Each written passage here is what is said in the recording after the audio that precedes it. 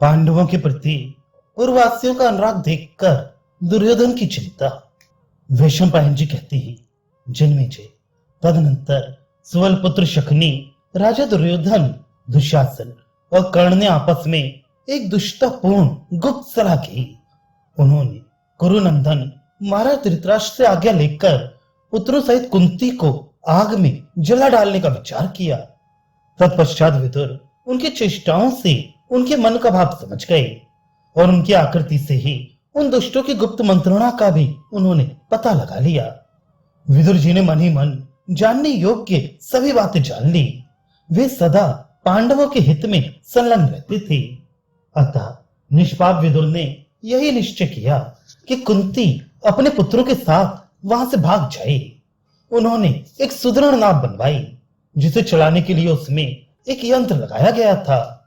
वह वायु के वेग और लहरों की थपेड़ों का सामना करने में समर्थ थी। उसमें झंडियां और पताकाएं फहरा रही थी। उस नाव को तैयार करा के विदुर जी ने कुंती से कहा, देवी, राजा धृतराष्ट्र इस कुरुकुल की कीर्ति एवं वंश परंपरा का नाश करने वाले पैदा हुए हैं।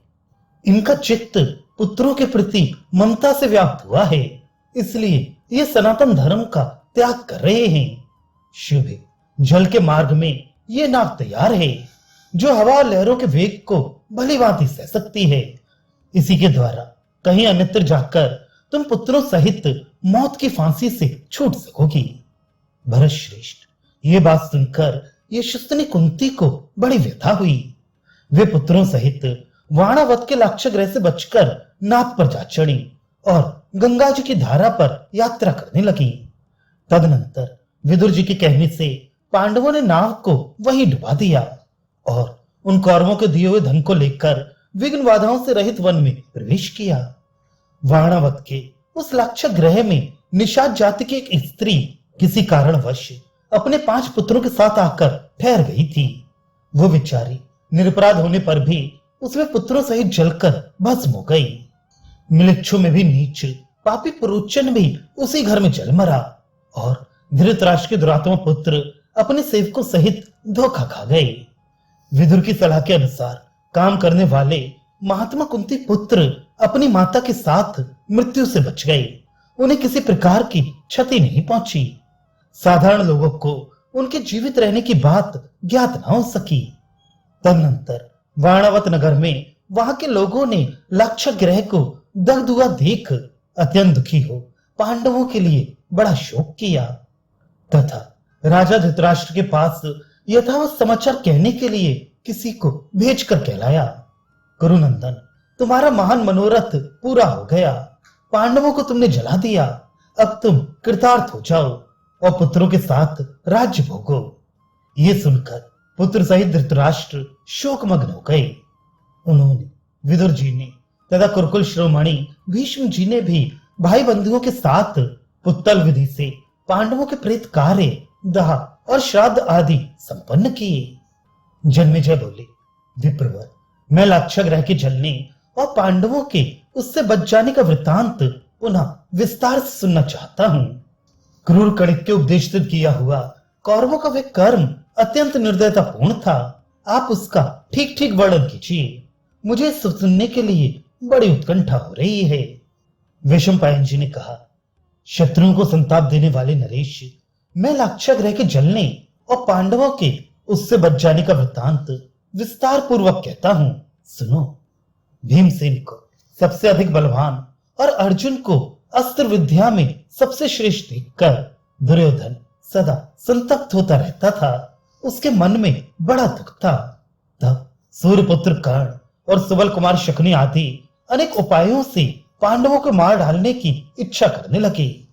पांडवों ने भी जब जैसा संकट आया सबका निवारण किया और विदुर की सलाह मानकर वे कौरवों के षड्यंत्र का कभी भंडाफोड़ नहीं करते थे।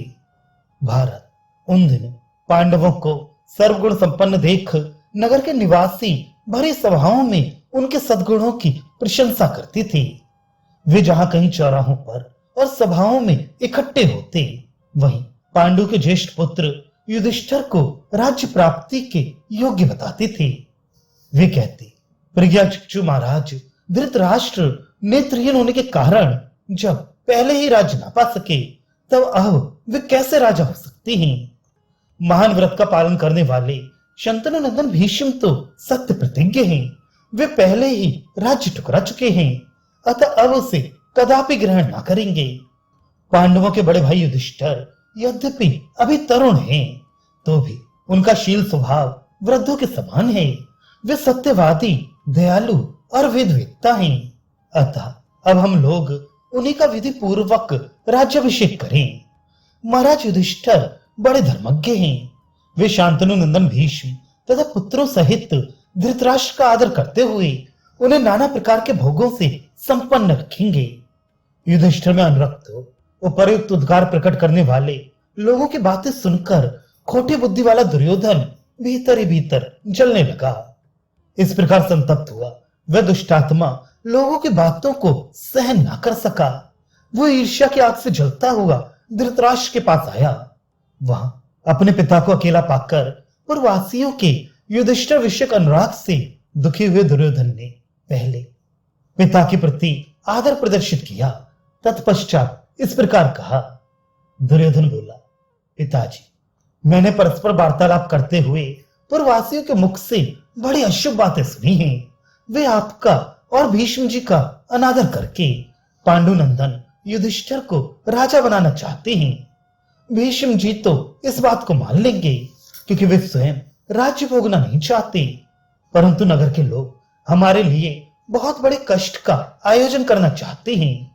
पांडु ने अपने सद्गुणों के कारण पिता से राज्य प्राप्त कर लिया, और आप अंधे होने के कारण अधिकार प्राप्त राज्य को भी ना पा सके।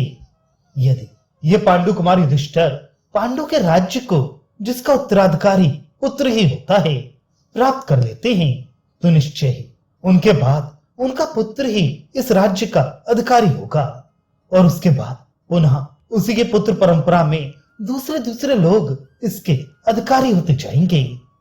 महाराज, ऐसी दशा में हम लोग अपने पुत्रों सहित राज परंपरा से वंचित होने के कारण सब लोगों की अवहेलना के पात्र बन जाएंगे। राज, अगर आप कोई ऐसी नीति काम में लाएं जिससे हमें दूसरों के दिए हुए अन्न से गुजारा करके सदा नरक तुल्य कष्ट ना भोगना पड़े।